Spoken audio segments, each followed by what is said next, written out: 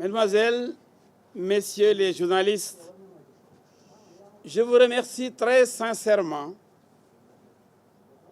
d'avoir répondu massivement à cette conférence de presse qui, je l'espère, sera la dernière pour permettre à l'opinion sénégalaise d'être édifiée définitivement sur ce que j'avais appelé à l'époque les 94 milliards de mensonges. Décidément, le ridicule ne tue point dans notre pays, le Sénégal. Il y a dans ce pays un ex-fonctionnaire malade, parce qu'incapable de garder les secrets professionnels, comme le veut son statut de fonctionnaire. Cet homme-là est un danger public, un menteur hors pair,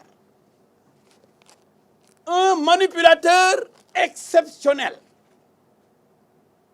Et il compte sur le mensonge, sur la manipulation et sur des éléments recrutés qui insultent tous ceux qui osent dire la vérité le concernant.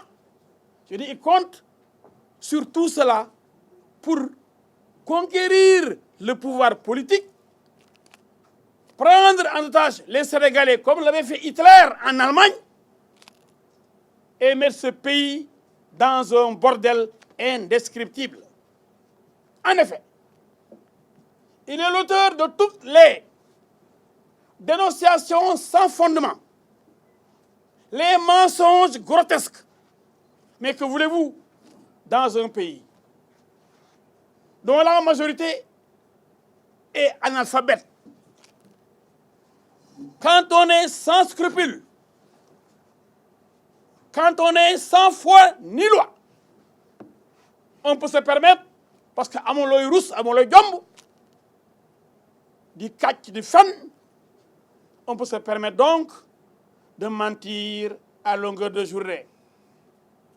Mais, comme le disait Lénine, seule la vérité est révolutionnaire. Et comme on le dit ici au Sénégal, deug moy mujj. Alors, qu'est-ce qui s'est passé avec cet énergumène qui commence à nous déranger et dont je réclame tout de suite, je vous le dis, je le démontrerai, l'arrestation et l'emprisonnement, sans quoi on risque d'assister à une faiblesse coupable de l'État du Sénégal. Je vais m'expliquer pourquoi aujourd'hui Sonko doit dormir en prison. Et je donnerai les éléments judiciaires qui concourent à son arrestation immédiate. Je m'explique. Vous avez le protocole d'accord signé par ce menteur, signé par ce comploteur, signé par ce magouilleur, signé par cette personne qui est incapable de dire la vérité, mais qui malheureusement parvient à tromper une bonne partie de l'opinion. Ce document, vous verrez la signature de Sonko avec sa société Atlas, son homme, son bouquet Ismaïla Ba, aussi bien dans Mercalès que dans Atlas. Qu'est-ce qu'il dit, le protocole d'accord?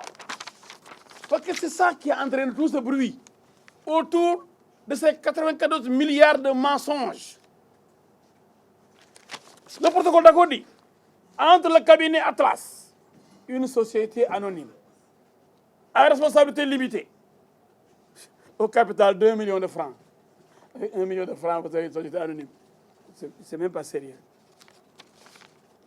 Les héritiers du titre foncier, 1451R, vous en avez parlé, Yeri Diakhaté, Djibril Dial, Abdou Mbeng, Massène Sarr, Saliou Ndiaye, Ibrahima Samb. D'autre part, je vais vous dispenser de la lecture de tout le rapport. Je vais vous dire ce qui intéresse cet escroc qui cherche toujours de l'argent, cupide qu'il est, et qui vole des terrains. Je vous montrerai les terrains qu'il a volés dans ce pays. Cet homme n'est pas crédible. Et c'est le voleur qui crie au voleur. Et vous allez le découvrir et je vais vous donner les documents. Qu'est-ce qu'il dit ce document? Les parties conviennent, etc., etc. Mais je viens aux honoraires. C'est ça qui intéresse notre bonhomme.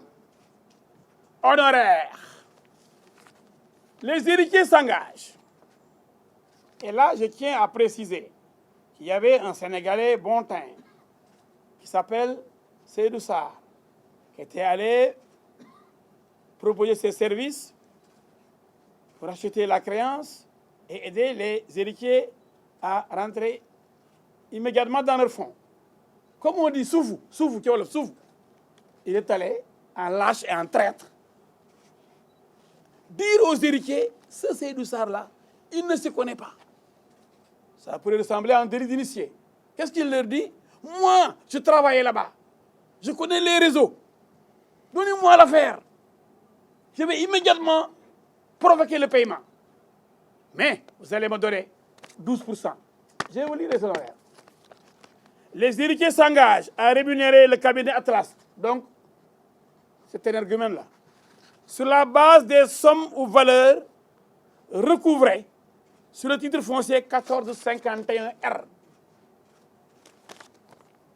Cette rémunération est déterminée par une quote-part de 12% hors taxe retenue à la source des sommes ou valeurs recouvrées directement ou indirectement par le cabinet Atlas, le cabinet de M. Sonko.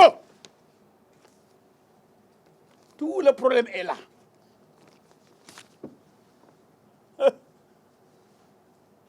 Et pour vous montrer que lui qui dit qu'il n'est pas un homme du système et qu'il veut la transparence, c'est pourquoi il dénonce, il met une clause de confidentialité. Lan lay nëbbu lui qui réclame qu'on publie les contrats de pétrole. Que tout doit être, lui qui dit que tout doit être clair dans le pays. D'accord? Il dit clause de confidentialité. Chacune des parties, après avoir parlé des 12%, s'engage à conserver confidentiel tout document, comme celui-ci, ou information échangée ou communiquée dans le cadre de l'exécution des termes de ce protocole d'accord. Protocole d'accord. Protocole d'accord.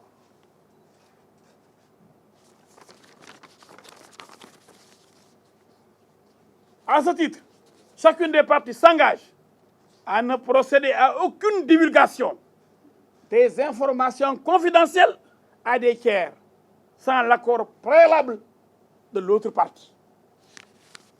Je viens, je pose mes conditions, je vous demande d'écarter l'intermédiaire qui était là, Tahirou Sarr, et maintenant, je prends le contrat, je demande 12%, mais personne ne doit le savoir. C'est le candidat anti-système qui parle de clarté et de Neyler, qui insère une clause de confidentialité pour que personne ne sache et ne découvre ses manœuvres frauduleuses. Ça, c'est le contrat. Signé le 7 août 2018. Le 7 août 2018, cabinet Atlas, les représentants des héritiers Yeri Diakhaté, Djibril Dial, Abdou Mbeng, Massel Sarr, Saliou Ndiaye, Ibrahima Samb. Ces gens n'ont jamais porté plainte parce qu'ils savent qu'il n'y a jamais eu ces 94 milliards-là. C'est de l'argent. J'ai suivi dans la presse des gens, malheureusement, qui ne comprennent rien, dire que oui. Mais les gens disent que ces 94 milliards n'existent pas. Et ensuite, on dit qu'ils voulaient prendre 12%. Qu'est-ce que ça veut dire ça? Quelle contradiction? Il y a des gens trop limités. Mais si on n'a pas payé les 94%, on ne peut pas récupérer 12%. Mais les 94% existent. Les 94 milliards, excusez-moi, les 94 milliards existent. Et on réclame 12% des 94 milliards. ce qui fait 11 milliards. Nous sommes au mois d'août 2018, à 5 mois de la présidentielle, démarrage de la campagne électorale. Août, septembre, octobre, novembre, décembre, janvier, hop, février, jàkkaarloo. C'est l'élection présidentielle. Il voulait des fonds de campagne électorale. Et pensant être plus intelligent que tout le monde, il dit, si j'accuse l'État, si je dis qu'un agent de l'État, un haut fonctionnaire, un directeur des domaines, a détourné 94 milliards, l'État va payer certainement très rapidement la somme. Cet homme-là, il est malhonnête. Et un autre jour, il dit à la presse, moi-même j'ai vu un versement de 46 milliards. Maintenant, ce n'est plus 94 milliards. On n'est plus devant une somme de 94 milliards, mais de 46 milliards. Mais où est la preuve? Et la dernière fois, j'ai dit à la presse, chers journalistes, votre déontologie vous exige, impose la recherche de la vérité. Vous devez protéger, certes, votre source. La presse n'est pas tenue de dévoiler sa source, mais elle doit vérifier l'information.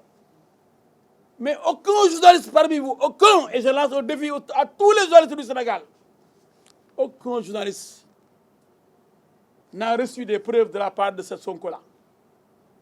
C'est comme s'il avait marabouté les journalistes.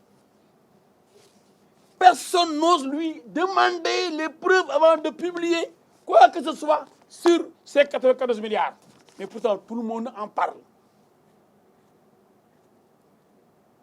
Je n'ai pas vu un seul journaliste, à part les journalistes qui ont les éléments, comme Boudban et Madiambal Diagne, qui ont montré que c'est un menteur. Mais ceux qui essaient de créditer et de crédibiliser sa thèse n'ont jamais prouvé aux Sénégalais, ah, les 94 milliards, c'est viré à tel compte, tel jour, et Mamour Diallo les a détournés. Et ça m'a fait trop mal. Parce que j'aime cette presse. Elle est formidable, elle est plurielle, elle est brillante, elle est compétente. Mais il passe son temps à manipuler la presse, à manipuler l'opinion. Ce qui lui a permis certainement d'avoir même des voix à l'élection présidentielle. Parce qu'on peut tromper son peuple, comme Hitler l'avait fait, jusqu'à accéder à la tête de l'État allemand. Ce serait une catastrophe. Sénégalaises, Sénégalais, réveillez-vous. Vous êtes en face d'un monstre. D'un monstre. Billahi, wallahi talahi. C'est un monstre. ngir ngeen di jot suñu vidéo nag foo leen toll si biir réew mi wala si bitim réew da ngeen di abonné fii si Tawfekh Production ngeen mën a jot mboolem vidéo boo xam ne dugal nañ ko ngir mën a xam li nga xam ne mooy xew si réew mi ak bitim réew.